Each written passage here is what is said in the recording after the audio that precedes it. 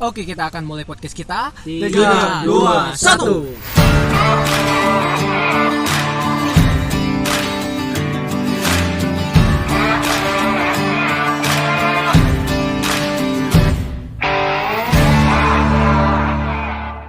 Selamat datang kembali di Ocehan Anti Mainstream, Ocehan berkualitas Ngopi ID.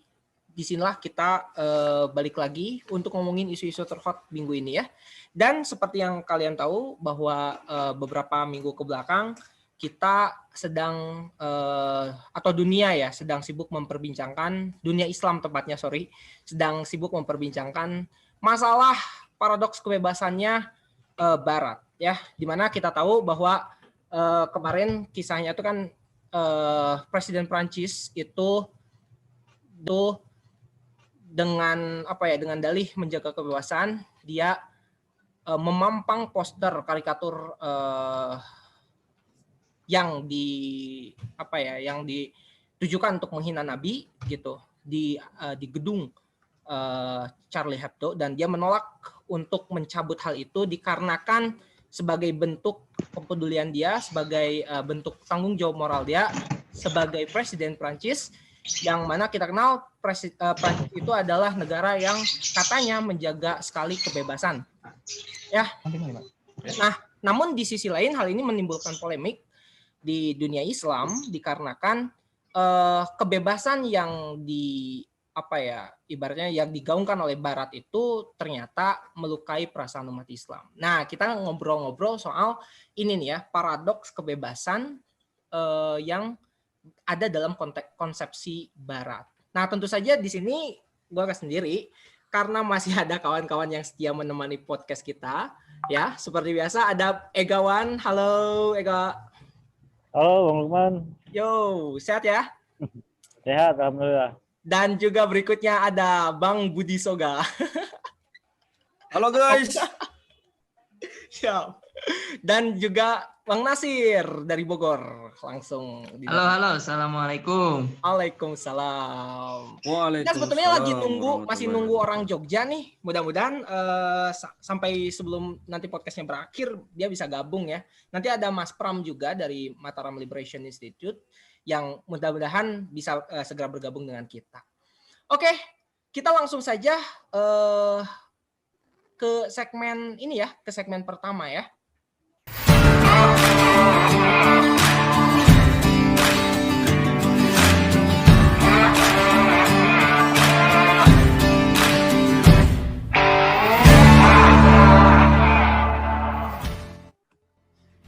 Oke, di segmen pertama ini seperti biasa sebelum mulai promo-promo dulu aja. Jangan lupa untuk ikuti podcast kita di YouTube ya, di kanal Kajian Opini, dan juga kalian bisa sama-sama follow Instagram yang Ngopi ID @ngopiid ya untuk dapatkan informasi-informasi, opini-opini politik terbaru dari kita. Oke. Jadi siapa dulu nih yang mau mulai nih? Yang mau mulai? Atau gue dulu ya, yang mau cerita soal background story-nya dulu nih. Kenapa Emmanuel Macron, Presiden Prancis itu kemudian dia memampang poster segede gambang di kantornya Charlie Hebdo. Jadi kalian ngikutin ini nggak? Apa yang ada sebelumnya? Jadi story, cerita yang ada sebelumnya. Siapa yang ngikutin di sini? Ya, belum sih, sedikit. Cuma pernah lihat yang dulu kalau saya. Itu cerita sebelumnya tuh sebetulnya jadi ada gini. Ada kasus pembunuhan yang dilakukan oleh seorang imigran asal Chechnya, ya. Kalau tidak salah namanya Abdullah Hanzarov, yang dia itu membunuh seorang guru di Prancis, yang guru ini karena sebelumnya dia itu pernah menunjukkan karikatur Nabi Muhammad di dalam kelas gitu. Jadi ceritanya itu. Namanya Samuel Paty ya, namanya itu si Samuel Paty ini seorang guru. Dia itu menunjukkan karikatur Nabi yang dalam persepsinya dia sebagai orang Prancis itu tuh menunjukkan itu sebagai batasan-batasan kebebasan mereka gitu. Dan mereka pun memang pada dasarnya pas awal menunjukkan itu dia bilang ke kelas ke anak-anaknya. Kalau seandainya ada yang merasa keberatan, silakan kalian boleh leaving the class gitu. Kalian boleh keluar dari kelas. Tapi di saat yang bersamaan ada murid Muslim yang juga itu tidak yang tidak bisa menerima hal itu. Dia merasa keberatan gitu. Ya tentu ini bisa kita wajari ya. Ketika orang menunjukkan hal itu, pasti tentu saja bukan kebebasan yang ditangkap, tapi bagaimanapun dalam ada gesekan-gesekan yang justru seharusnya ditangkap oleh si guru itu, bahwa itu adalah melukai perasaan kaum muslimin. Tapi paradigma kebebasan lagi-lagi itu yang membuat si guru tersebut, si Samuel Paty tersebut tetap menunjukkan itu. Apapun alasannya, tentu kita bisa berdialektika di sini ya. Siapa benar, siapa salah, tapi mungkin pembicaraan kita hari ini tidak akan bicara soal benar salah, tapi lebih pada bagaimana sikap kita. Gitu ya. Jadi siapa dulu nih yang mau berpendapat soal fenomena ini nih? Boleh saya duluan lah. Oke.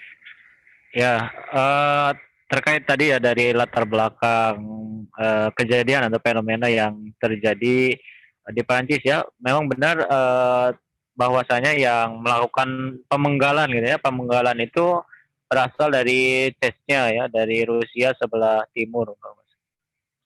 Nah, itu imigran ya, baru saja mendapatkan izin gitu ya, selama 10 tahun dari tahun 2020. Nah,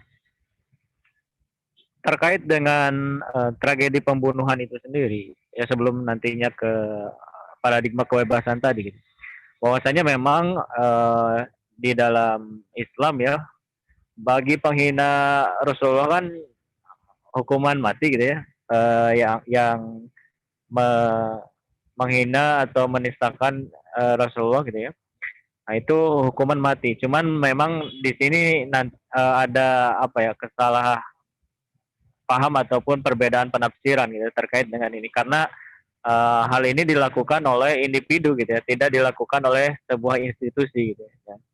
Jadi dari penafsiran itu barangkali berangkat ya melakukan tindakan tersebut gitu ya. Sehingga terjadilah peristiwa pemenggalan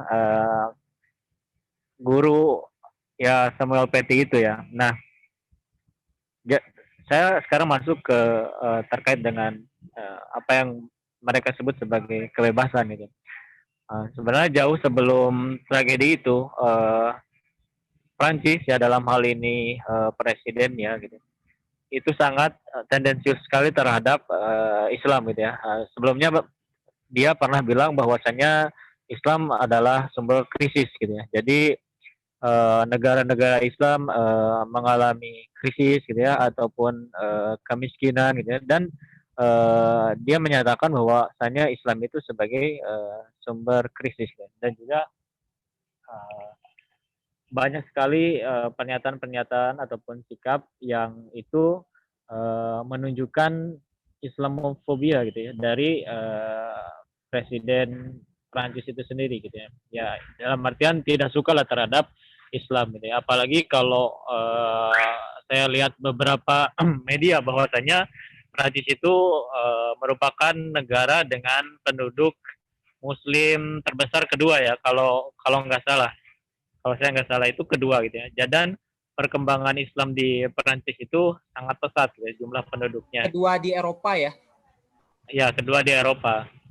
Nah, sehingga ya ini menjadi kekhawatiran tersendiri gitu ya bagi katakanlah dia gitu ya, Presiden Perancis ataupun yang mereka yang menganut sekulerisme gitu ya. Nah, di satu sisi mereka mengatakan bahwasanya dengan membuat karikatur gitu ya, Nabi itu merupakan suatu bentuk kebebasan berpendapat atau ekspresi gitu. Cuman di sisi lain mereka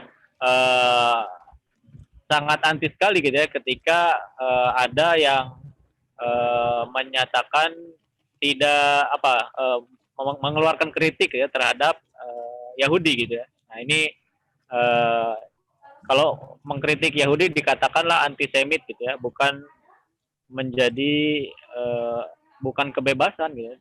Nah, itu di satu sisi gitu. Jadi memang paradoksnya tuh di sini gitu ya, ketika mereka menyudutkan atau menjelekkan Islam atau mendiskreditkan Islam ya. Mereka sebut itu sebagai sebuah kebebasan, sementara ketika itu mengkritik Yahudi ataupun kelompok mereka, nah itu dikatakanlah stempel-stempel gitu ya. Ada yang itu dikatakan antisemitis, ada yang dikatakan radikal, intoleran, bahasa dia ya. Kalau kita ya bahasanya gitulah gitu. Jadi bahkan dikatakan Islam itu sumber teroris ya. Itu sampai ekstrimnya gitu. Mereka mengatakan demikian. Nah, itulah paradoks yang terjadi. Itu dulu aja, Bang. Takutnya nanti saya kepanjangan. Oke, siap. Nasir, ada komentar Nasir? Gini nih, mungkin di sini cukup menarik juga ya, karena nyalain video jadi saya pengen ikutan.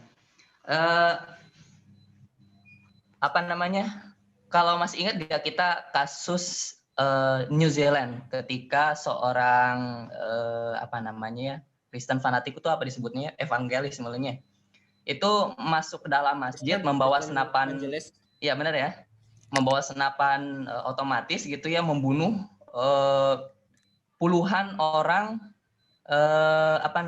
Muslim ya yang ada di dalam masjid, baik itu orang dewasa maupun anak-anak, dan itu dilakukan live di Facebook gitu ya. Kita masih ingat videonya gitu, Anda juga masih ingat gitu videonya yang beredar di internet. Ini kan luar biasa gitu, sangat ada jelas buktinya bahwa pelakunya itu adalah ya dia gitu, si orang tersebut gitu, jelas. Sedangkan kalau yang sekarang ini ya mungkin karena saya tidak mencari, atau mungkin tidak ada video yang merekam, tidak sejelas gitu ya, tidak sejelas kejadian yang waktu itu gitu. Jadi di sini dikatakan pelakunya adalah seorang Muslim imigran gitu ya, yang melakukan pembunuhan 3 orang di Prancis ini, dan katanya didasari oleh sikap terhadap seorang guru yang menghina Rasulullah melalui kartun tersebut. Nah, mungkin pertama dilihat dulu benar gak itu pelakunya seorang Muslim gitu ya. Pertama itu. Yang kedua, benar gak kalaupun pelakunya itu seorang Muslim, benar gak itu landasannya karena si guru tersebut, si pelaku tersebut menghina Rasul, atau mungkin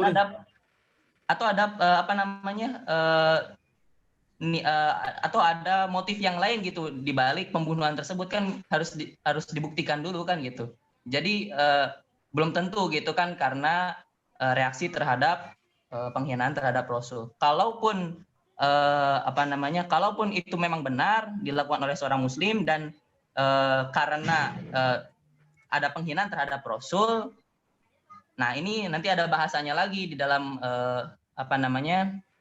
hukum Islam, hukum terhadap orang yang menghina Rasul, yang tadi mungkin sudah digambarkan secara singkat oleh Egawan ya. Nanti mungkin akan kita perdalam lagi seperti itu.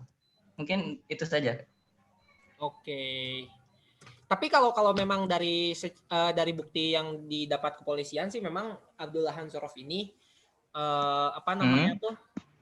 ada di foto di dalam HP-nya tuh memang ada foto gitu, video-video yang viral itu gitu. Jadi rekamannya. Oh iya. Ya tapi sebetulnya persoalannya kan berarti bukan masalah itunya ya, karena kalau secara fikih juga kan banyaklah para ulama sudah bersepakat, baik dari mazhab Hambali, Hanafi, Syafi'i, bahwa menyakiti hati Rasul itu adalah haram gitu ya, menyakiti hati Rasul itu haram. Kemudian juga hukum untuk bagi orang yang hendak yang menghina atau melecehkan Nabi itu ya memang para ulama juga bersepakat hukuman mati gitu kan, seperti itu. Ya, jadi memang cuma problemnya nih begini, mungkin kenapa sih kebebasan ini,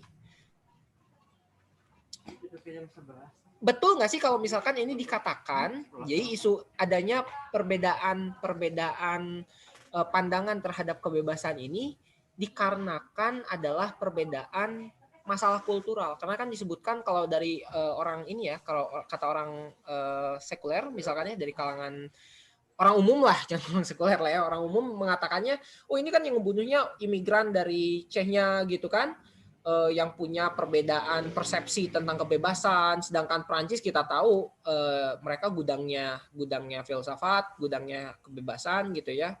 Orang revolusi Eropa saja diawali dari sana gitu kan. Betul nggak sih kalau itu tuh, coba kita bahas ke bagian yang apakah ini memang benar-benar akibat isu perbedaan kultural. Bang Nurdin barangkali ada mau menyampaikan?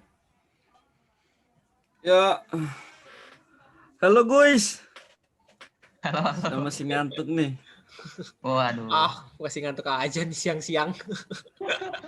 Belum ngopi mana ngopi? Mangga ngopi dulu tuh. Baik. Saya tadi minta kopi malah dikasih makan, soalnya belum makan. Jadi saya jadi nggak sampai ke sana tadi ininya pikirannya tuh, tapi Bang Lukman sampai ke situ gitu. Tapi bagus sih. Secara kultural emang ada benarnya gitu, bahwasanya memang budaya Perancis itu cenderung bebas ya, karena memang sistem politik ya ataupun pemahaman ya, dasar pemahaman masyarakatnya memang bangunannya dari liberal gitu, dari sekularisme gitu, sehingga alasan ini menjadi masuk akal gitu ya, ketika dikaitkan dengan apa sih tadi pembunuhan yang dilakukan oleh salah seorang murid ya dari imigran tadi. Bukan murid tapi oleh imigran. Oleh imigran ya? Oleh imigran tadi. Bukan murid. Tapi kan ini menjadi tidak relevan kalau dikaitkan apa namanya itu dengan aktivitas publik gitu, yang mana itu kan masyarakat Perancis itu kan tidak cuman pribumi gitu, tapi ada imigran juga di situ, yang itu juga perlu dihargai gitu. Nilai-nilainya gitu. Jadi minoritas itu menjadi sesuatu hal entitas ya yang perlu dijadikan pertimbangan ketika kita melakukan sesuatu gitu ataupun menghasilkan sesuatu. Apalagi kalau yang saya lihat memang kalau dikaitkan dengan Macron sendiri yang lebih dari ini ya, dari sayap kiri ya. Yang itu memang dari awal-awal itu memang ketika dia terpilih sebagai presiden termuda di Perancis, banyak kebijakan yang ditelurkan itu cenderung tidak pro kepada imigran, terutama minoritas Muslim gitu. Oke. Ya, jadi ketidaksukaan ataupun daripada imigran ini memang sudah ada juga sebenarnya terhadap Macron ini. Nah, kembali ke apakah ini cuma masalah kultural atau tidak ya? Saya melihatnya justru lebih luas daripada itu gitu. Ini kalau saya tangkap ya, permasalahan ya atau kenapa namanya ya, masalah kultural ini tidak bisa dijadikan alasan gitu ya, alasan utama apalagi untuk membenarkan perilaku apa namanya tuh, penghinaannya atau penghinaan, bukan pembunuhan terhadap kebebasan berekspresi ya. Kan ada sebelum itu ada kejadian menggambar itu ya kan, apa yang menggambar bukan ya? Jadi itu menampilkan kembali gambar kartun itu yang dulu pernah dibuat dimuat di Charlie Hebdo. Yang sebelum yang sama guru itu kan disuruh itu ya. Jadi gurunya tuh nunjukin kartun Charlie Hebdo itu gitu. Oh iya. Jadi dia nunjukin si murid keberatan gitu.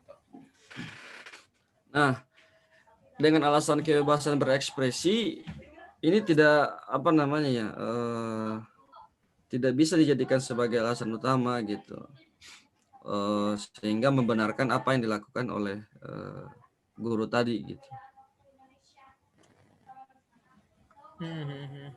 Nah, menariknya gini, yang saya tangkap ya, ini kan kejadiannya itu sangat pas gitu, sangat sesuai dengan waktu ya, karena kejadian ini terjadi di saat umat Islam itu lagi bersukaria gitu dengan adanya momentum Maulid Nabi kan. Ini kan dekat ya momentumnya ini. Ya. Itu pertama. Nah, saya melihat ada semacam kesengajaan gitu dari pihak guru tadi ataupun Macron sendiri ya.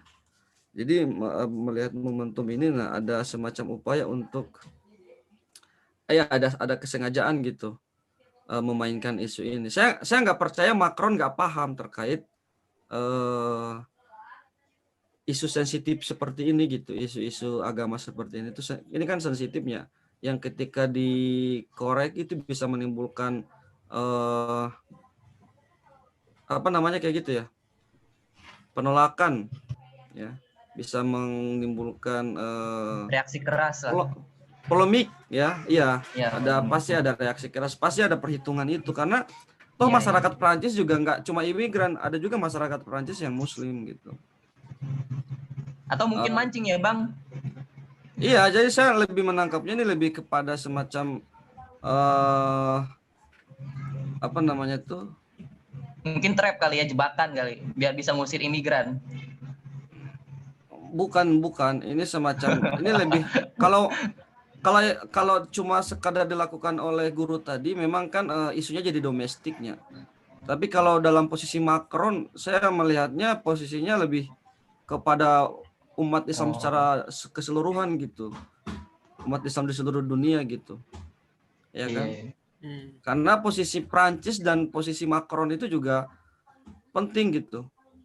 Beda loh yang melakukan itu Charlie Hebdo. Jangankan Macron ya.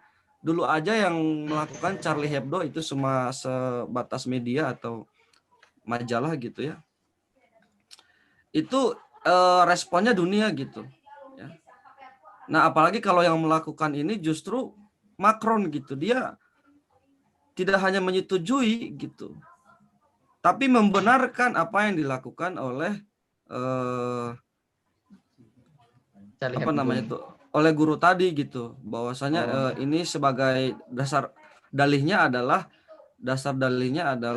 kebebasan berekspresi gitu, dan itu bahkan dipajang di kantor apa tuh, kementerian atau apa tuh, itu kan sengaja itu kalau saya tangkapnya itu, apalagi jika dikaitkan dengan geopolitiknya, dari perspektif geopolitik Prancis yang memang saat ini lagi dekat dengan Cina gitu.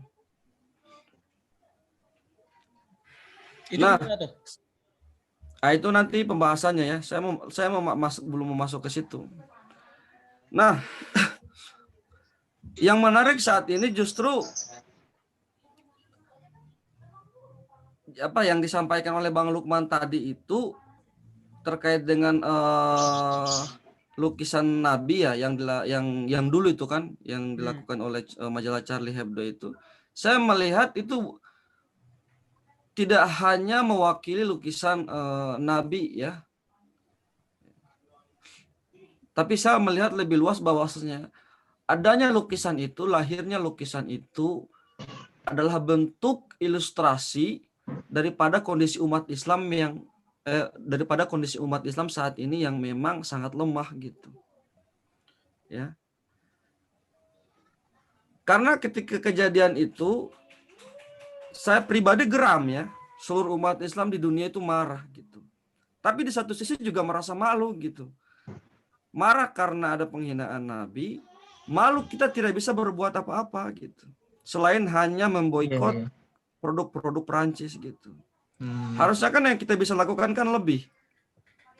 Ya kan, tidak sebatas hanya memboikot ataupun mengecam perbuatan daripada guru ataupun Presiden Macron gitu yang dilakukan gitu. Harusnya lebih. Dan parahnya gini, kejadian ini tidak 1-2 kali gitu, ya. Kan beberapa tahun lalu juga Charlie Hebdo itu kan bikin masalah gitu. Terus sebelumnya juga tidak cuma dari Prancis ya. Ada juga yang merilis film apa tuh, Innocence of Muslim. Iya dulu. Dan bentuk-bentuk penghinaan terhadap umat Islam ya. Yang itu dijadikan sebagai objek lelucon bagi mereka. Bahkan dijadikan sebagai bentuk pengalihan isu dan sebagainya. Artinya, saya melihat posisi politik Islam di dunia, ya, di kancah dunia itu sangat lemah, ya. Jadi tidak punya martabat, tidak punya harga diri gitu, tidak punya wibawa sebagaimana sejarah umat Islam zaman dulu yang itu punya kepemimpinan yang kuat gitu dan punya wibawa, sehingga banyak negeri-negeri yang tidak berani umpama sampai menggambarkan ataupun mengilustrasikan wajah Nabi ya, wajah baginda Nabi gitu. Ini kan bentuk penghinaan yang nyata gitu terhadap kita. Nah, makanya saya menyatakan sebenarnya ilustrasi Nabi itu kalau kita evaluasi diri umat Islam saat ini ya tadi itu mengilustrasikan betapa lemahnya posisi umat Islam di kancah internasional gitu. Mungkin itu dulu ya yang bisa ini. Oke. Wah, menarik nih. Jadi pembacaannya itu bahwa adanya fenomena penghinaan ini sebetulnya bukan hanya masalah bukan problemnya berarti bukan masalah kebebasannya ya, tapi lebih pada positioning kita sebagai umat, sebagai warga dunia. Tapi memang masuk akal sih. Karena kan sebetulnya kalau bicara soal penghinaan tentu bukan hanya kasusnya Macron gitu ya. Sebelumnya juga ada satanic verse yang oleh siapa tuh orang itu tuh Salman Rushdie ya. Kemudian juga Van Gogh, kemudian juga ada siapa tuh kan si Sam Bissell ya kalau yang bikin Innocent Muslim tuh. Dan banyak sekali gitu yang lainnya. Dan ini juga bukan hanya abad sekarang saja gitu penghinaan terhadap Rasul tuh. Dari abad-abad sebelumnya juga sudah ada sudah ada upaya-upaya itu gitu.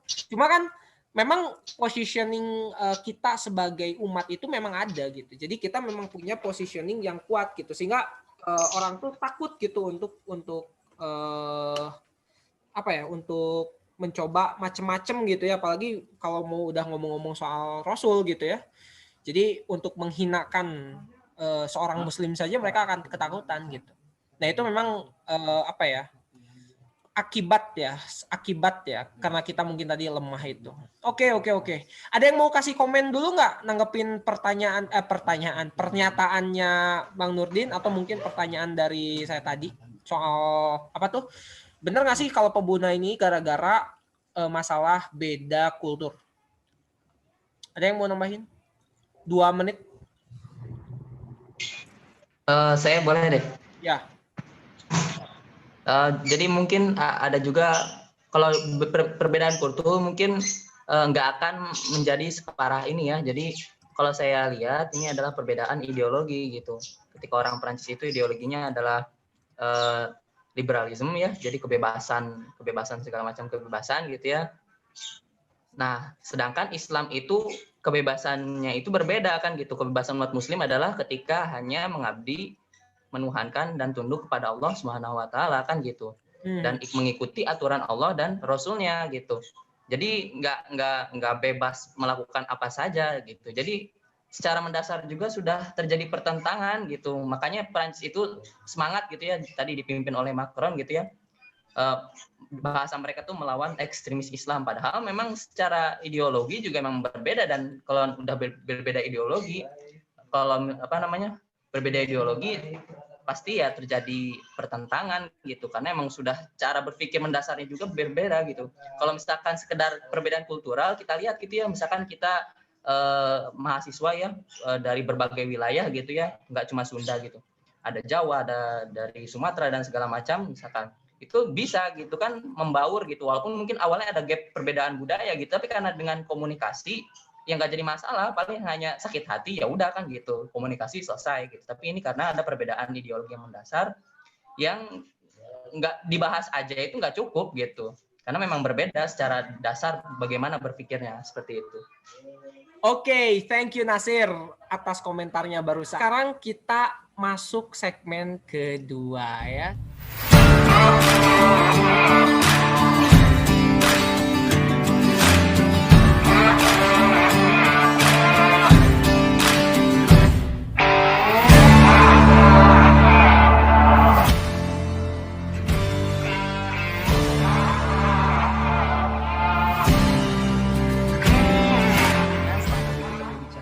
Soal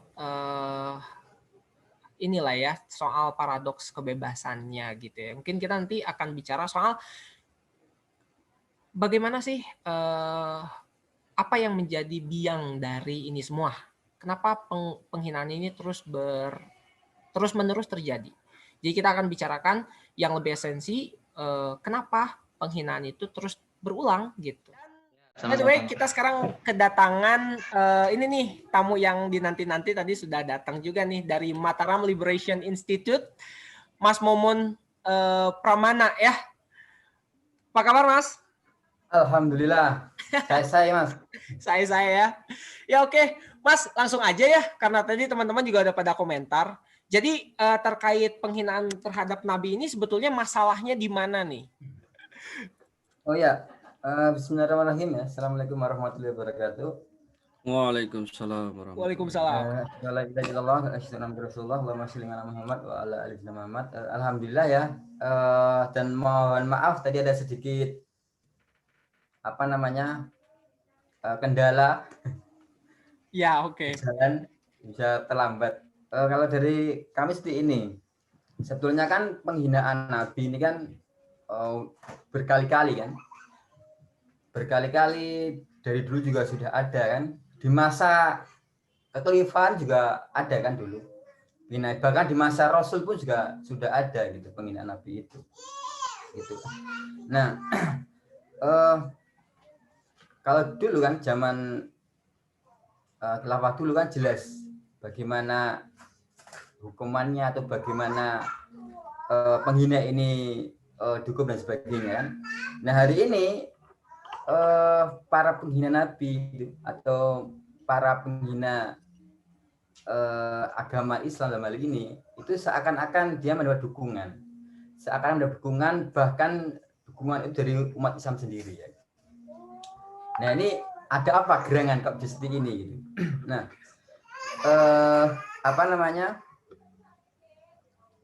kalau kami melihat dari fakta hari ini kan, memang hari ini itu secara langsung ataupun enggak langsung, mengakui ataupun tidak mengakui langsung ataupun tidak langsung, itu hari ini itu masyarakat dunia hari ini itu menggunakan sistem yang itu di luar Islam, yang kita kenal dengan kapitalisme atau sekularisme itu kan, termasuk umat Islam itu di dalamnya.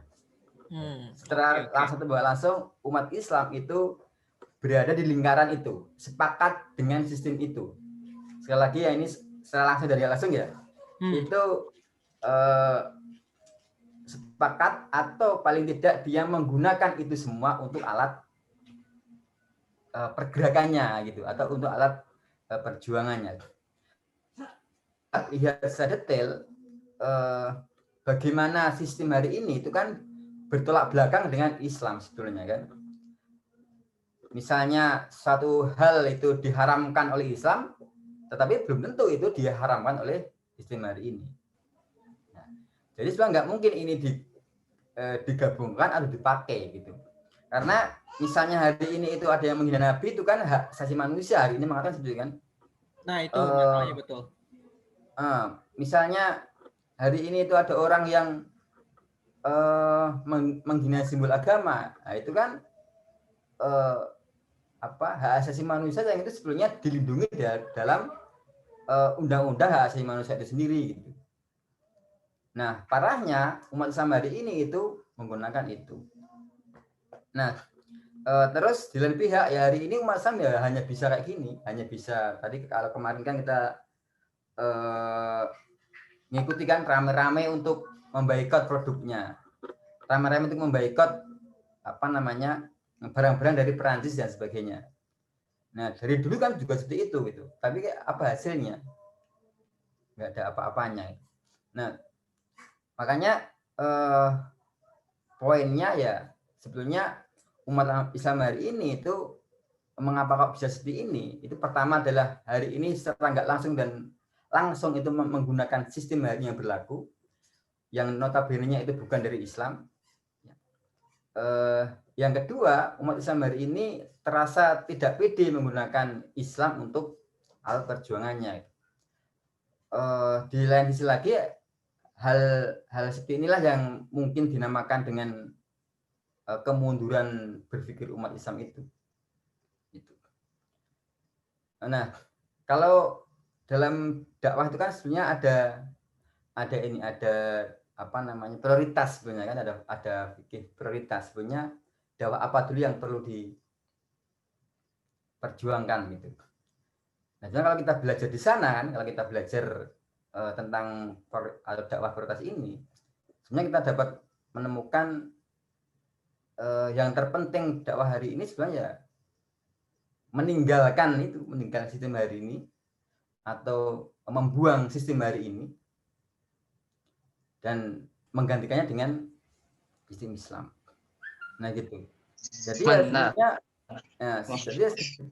sebetulnya tadi apa misalnya dakwah itu juga dakwah ya untuk memboikot itu sebenarnya ya sebetulnya monoton kan dari dulu itu umat Islam kayak gitu tapi tidak bisa mengambil itu sebagai evaluasi, tidak bisa mengambil itu semua sebagai pelajaran itu loh, gitu.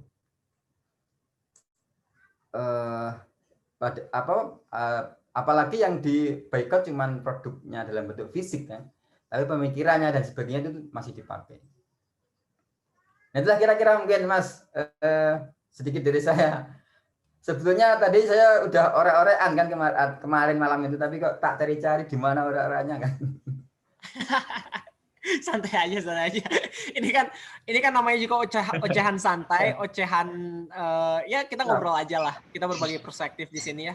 Tadi menarik sih ya apa yang disampaikan Mas Momon tuh bahwa pada dasarnya tadi juga udah disinggung sebetulnya oleh Bang Soga ya.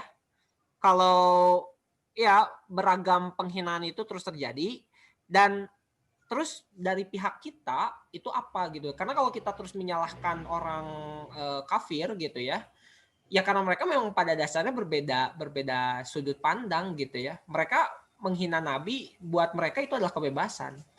Kita mau kita sakit hati kayak gimana juga tidak menyelesaikan masalah. Jadi untuk itu mungkin persoalannya bukan hanya pada respon ya. Kalau sekarang kan kalau gue sih pribadi ngelihatnya gini, hari ini tuh yang menarik itu adalah bagaimana respon kaum muslimin terhadap penghinaan demi penghinaan, gitu ya. Bagaimana responnya? Ada yang boikot lah, ada yang marah, bahkan termasuk tadi Abdullah Hanzarov itu sampai membunuh kan gitu ya. Itu kan respon yang sebetulnya kalau dalam perspektif kita, dalam perspektif fikih juga itu adalah hal yang kewajaran, hal-hal yang dibolehkan di dalam Islam gitu. Bahkan wallahu alam ya, kalau itu diniatkan karena kecintaan terhadap Nabi, apa yang dilakukan Abdullah Hanzarov juga kita tidak bisa salahkan gitu. Dan secara hukum pun itu memang sudah jadi hal yang wajar begitu. Nah, cuma permasalahannya adalah terus apakah memang respon-respon yang hari ini seperti riak gitu, apakah memang itu jadi hal yang cukup gitu? Yang terakhir itu menarik. Jadi kita hanya menolak produk Prancis gitu ya, tetapi tidak menolak ideologinya gitu. Sayang sekali gitu. Padahal seharusnya kita justru menolak ideologinya itu lebih utama gitu. Karena kalau sekedar memboikot.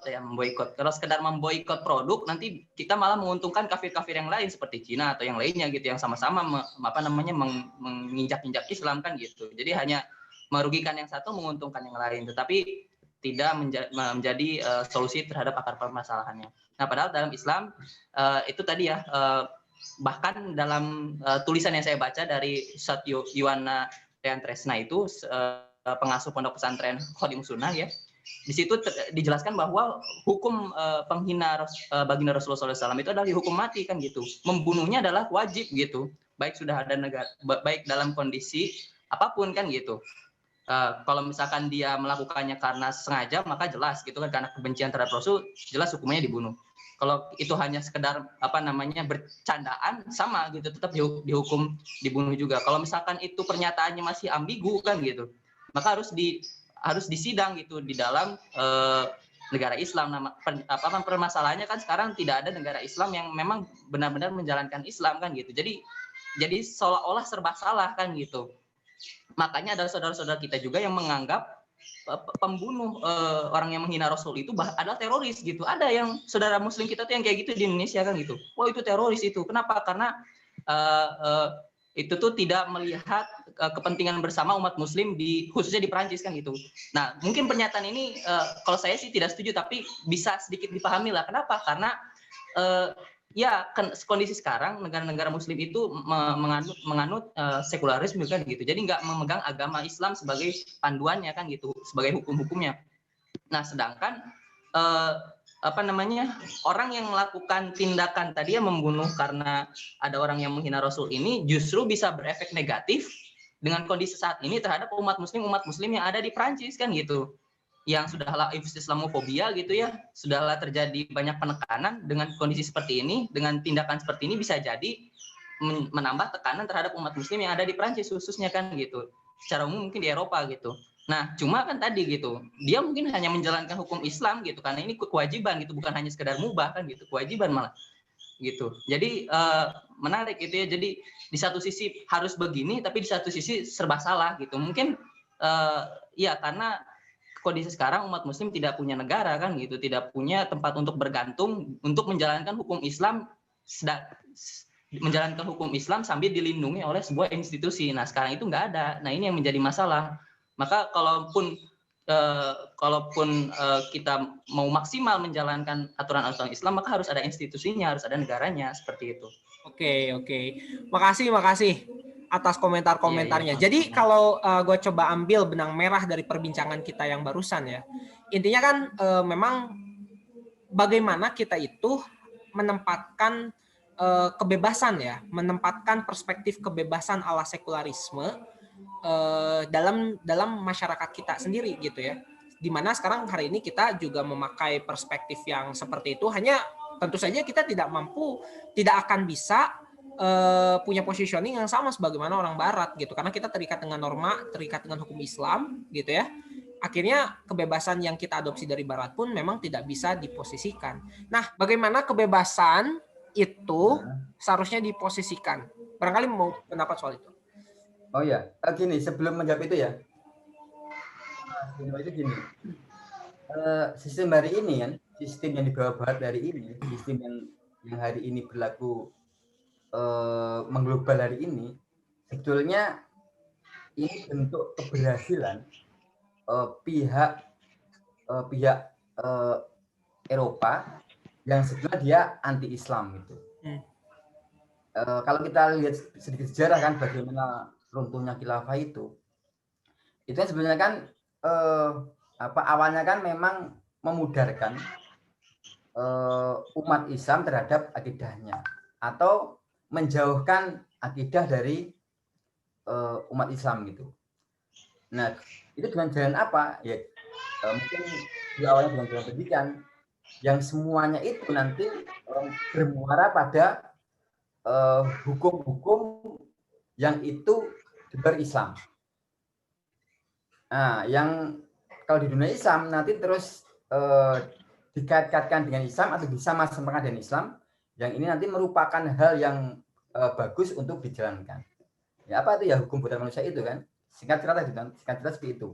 Nah sampai hari ini masih berlaku. Gitu. Sekali lagi hari ini adalah sebenarnya bentuk keberhasilan dunia Barat, dalam hal ini adalah orang-orang yang anti-Islam itu, untuk memang membunuh membunuh apa namanya kekuatan-kekuatan yang sebetulnya nanti berpotensi untuk apa namanya menyaingi mereka atau menumbangkan mereka lagi gitu. Dan potensi itu siapa ya? Islam. Tidak ada potensi untuk menandingi Eropa hari ini atau sistem hari ini kecuali Islam. Nah makanya apa namanya semua cara dilakukan, semua hal dilakukan untuk terus menggemakan sistem ini, gitu. Dan hari ini umat Muslim terjebak dalam sistem ini. Terjebak, ya apa namanya mau nggak mau dia menggunakan ini, mau nggak mau dia setuju ini. Nah makanya seharusnya umat Islam hari ini ya tadi mungkin juga menjawab kebebasan hari ini ya sebenarnya bebas kan, bebas berpikir jernih gitu. Misalnya jadi boycott itu jadi cuma produknya, tapi apa ya? Tapi tadi ideologinya tadi kan. Nah hari ini teknisnya secara teknis ya mungkin yang perlu kita serukan itu ya berarti ya mari kita rame-rame untuk bersuara bahwasanya yang kita boycott adalah ideologinya. Misalnya demokrasi kan kemarin juga kita apa saya yakin juga udah kita pahami kan itu datang dari Perancis kan. Nah seharusnya hal kayak itu yang kita boycott. Dan ini menjadi alat yang atau menjadi apa namanya senjata sebenarnya untuk semakin gencar menyerukan pada masyarakat bahwasanya ya tidak ada faedahnya kita memboikot produknya. Karena apa? Karena dari dulu udah kayak gitu dan itu tidak ada efeknya gitu. Dan kalau hari ini kita masih boy itu kan kita mengulang-ulang terus gitu. Itu sudah dulu kan. Sudah zaman dulu, hari ini masih sama. Itu sebelumnya mainan kelas TK, hari ini kita masih menggunakan mainan itu lagi untuk menghadapi musuh kita. Nah kan sebenarnya lucu juga gitu. Nah sekali lagi statement dari kami ini ya tadi ya yang terakhir tadi seharusnya ini menjadi pemicu kita, menjadi hal yang menjadi amunisi lah ya untuk menyerukan pada masyarakat untuk menyerukan pada masyarakat bahwasanya ya yang perlu dibuang itu ya bukan produknya semata tetapi ya ajarannya, ideologinya kan. Dan sistem hari ini yang menurut saya tadi mengekang umat Islam atau mengurung umat Islam yang dia tidak mampu kemana-mana. Nah gitulah mungkin statementnya Mas dari saya atau mungkin yang terakhir ya kalau waktunya habis. Ya, sedap nih. Sedap nih. Makasih banget nih. Tadi dibilang kalau boykot itu adalah mainan anak kecil. Oke. Tapi ngomong-ngomong soal boykot, tapi kan itu cukup efektif juga kan dalam kondisi seperti sekarang. Ya nggak sih? Boykot itu setidaknya itu adalah ekspresi politik lah. Itu ekspresi politik yang bisa dilakukan oleh negara-negara hari ini gitu. Setidaknya gitu. Meskipun di menguntungkan juga Perancis tidak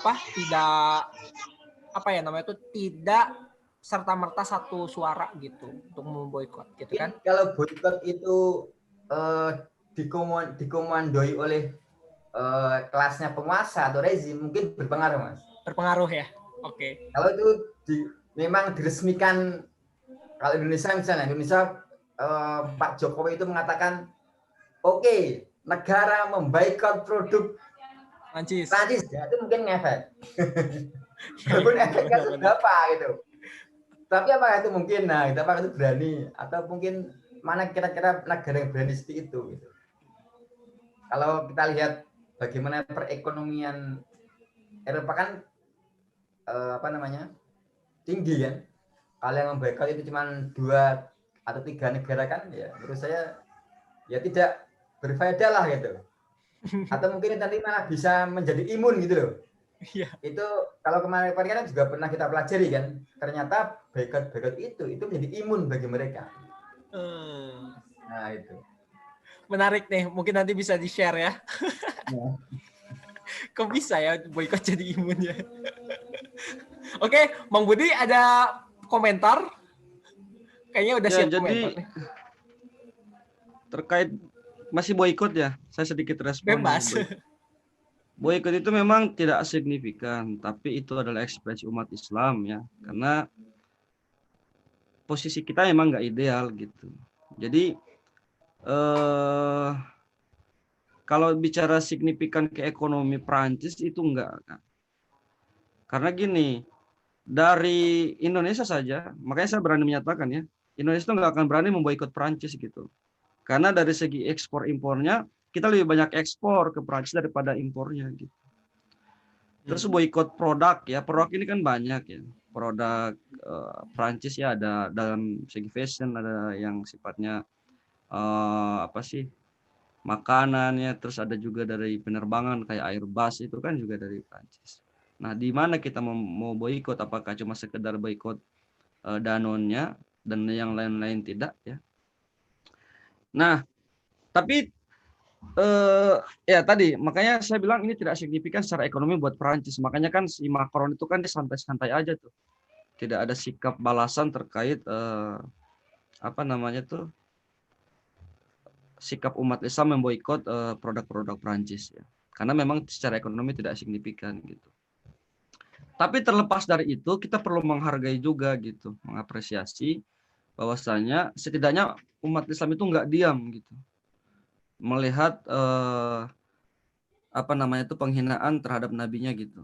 Nah, ini sebagai bentuk ekspresi paling ibarat itu paling minimal ya yang bisa kita berikan saat ini. Karena tadi kita tidak memiliki kekuatan politik yang seimbang dalam kancah dunia gitu.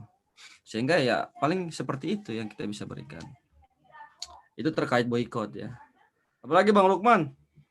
Sekalian komen soal sekularismenya lah. Tadi kan pertanyaan yang sama dengan Mas Momon ya, kebebasan sekularisme. Kalau tadi Mas Momon tegas mengatakan, ya udah kalau mau boikot itu mestinya boikot ideologi, ini gagah tuh.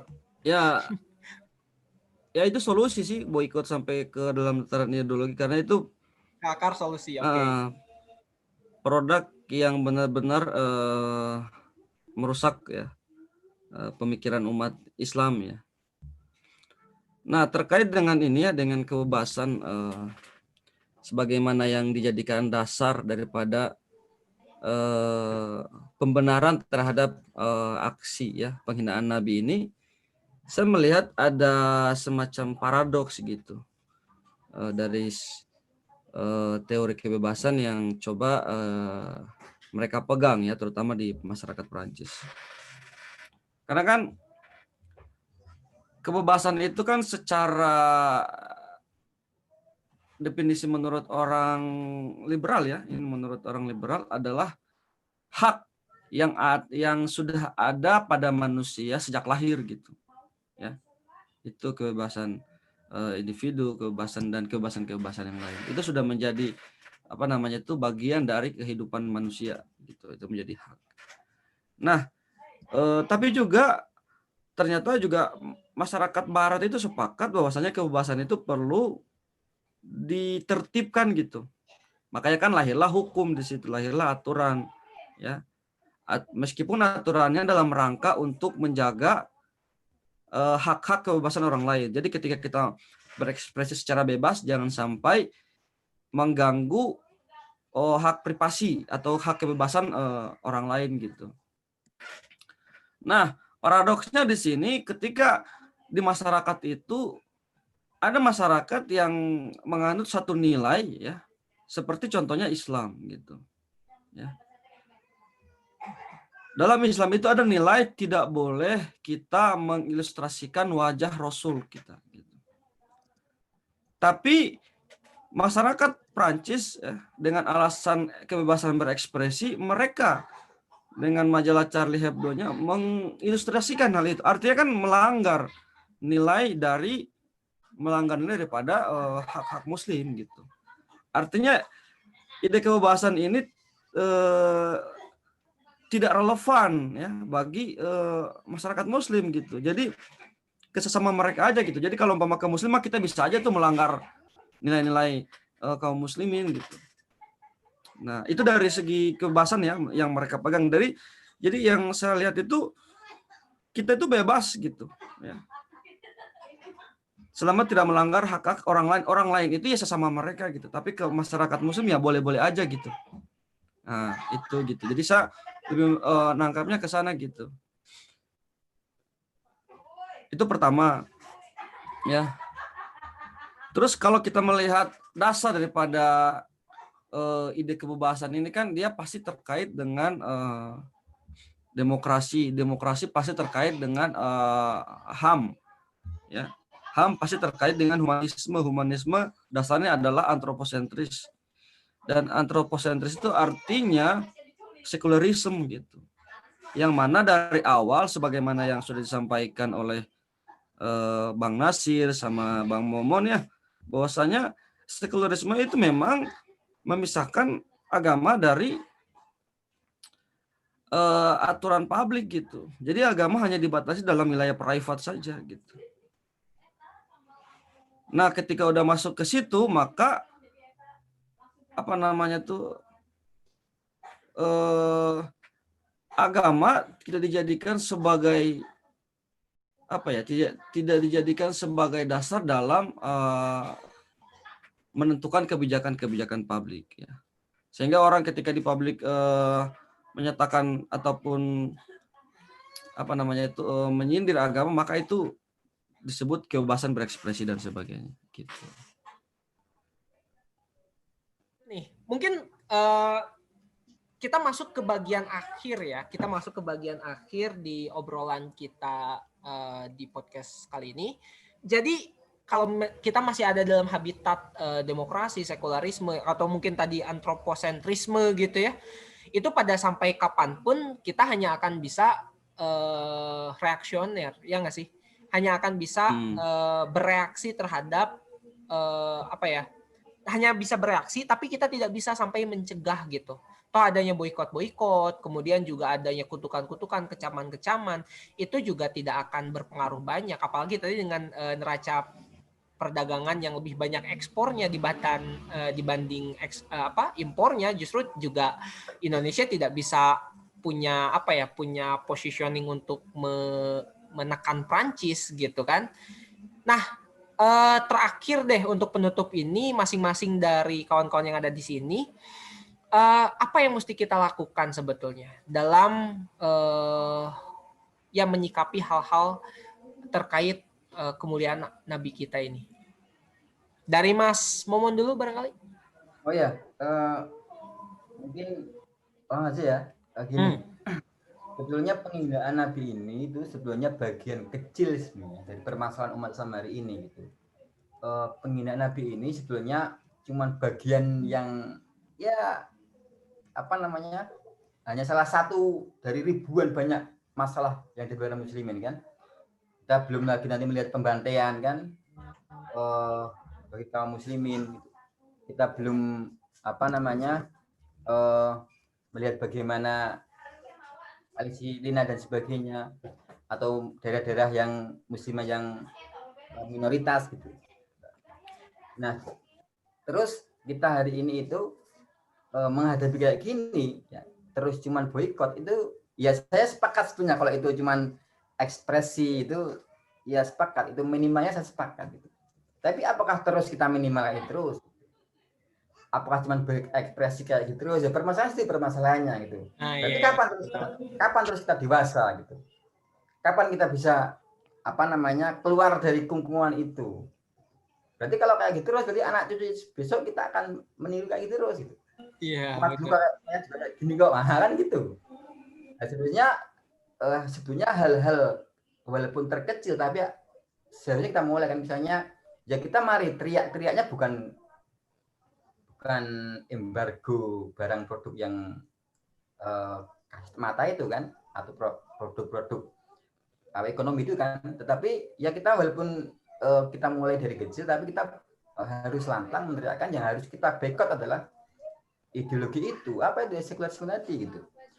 Yang pertama, yang kedua kebebasan sekularisme ya, kalau kita ikut itu ya berarti kita juga melanggar hukum syara sebetulnya. Karena apa? Karena pada dasarnya sekularisme kan bukan dari Islam, dia membuang agama, dan kalau kita ikut kebebasan dia berarti termasuk kita adalah melanggar syara juga gitu. Nah, itu yang kedua. Yang ketiga adalah kalau hari ini digaung-gaungkan sekularisme atau produk hari ini atau produk ideologi hari ini mampu mewadahi semua golongan ya, fenomena hari ini itu adalah salah satu bukti bahwasanya sekularisme atau ideologi hari ini itu tidak mampu mewadahi semua golongan atau tidak mampu mewadahi semua agama. Apa buktinya tadi fenomena ini kan? Mungkin yang mereka itu biasa saja, itu hak asasi manusia. Bagi kaum muslim kan masalah. Jadi hal yang sangat berbahaya bagi umat Islam kalau itu tetap dibiarkan gitu. Nah, yang ketiga ya tadi ternyata ya hari ini ya demokrasi lah ya, yang nanti yang induknya itu adalah sekularisme kapitalisme itu sebetulnya ternyata ini bukti fakta kan, ternyata itu mereka tidak mampu mewadahi semua golongan yang ada. Nah, itu mungkin Mas dari saya. Oke. Makasih ya Mas Mantul. Oke. Biar adil sekarang coba Mang Nurdin gimana? Ada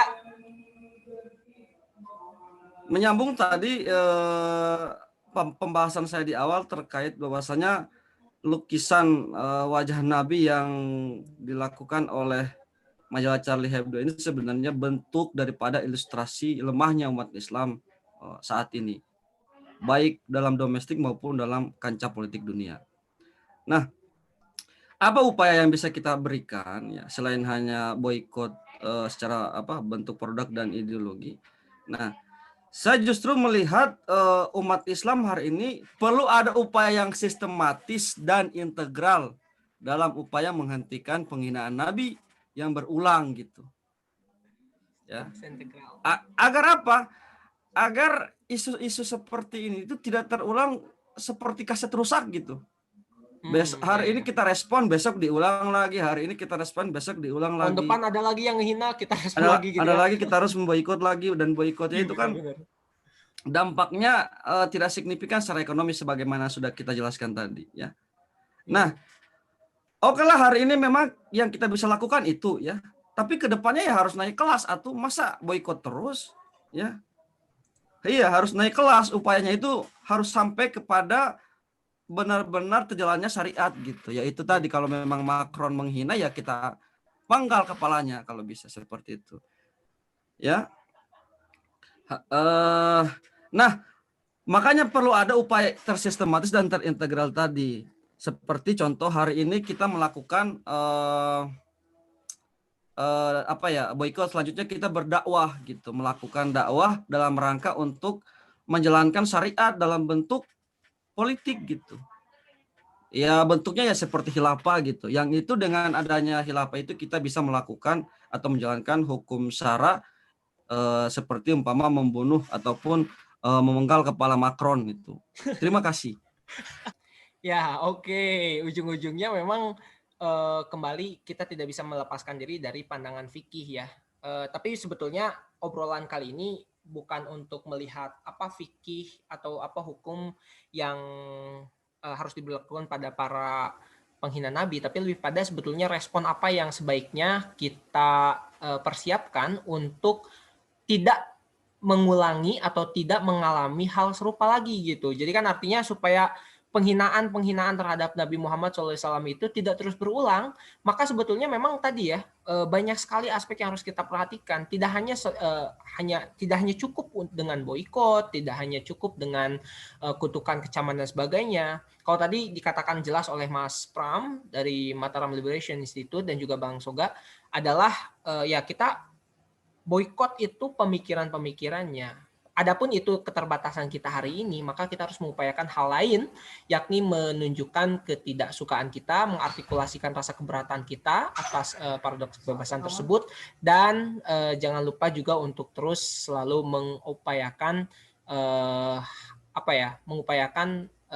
untuk kita bisa melepaskan diri dari habitat sekularisme, karena itu jadi biang keladi masalahnya, ya.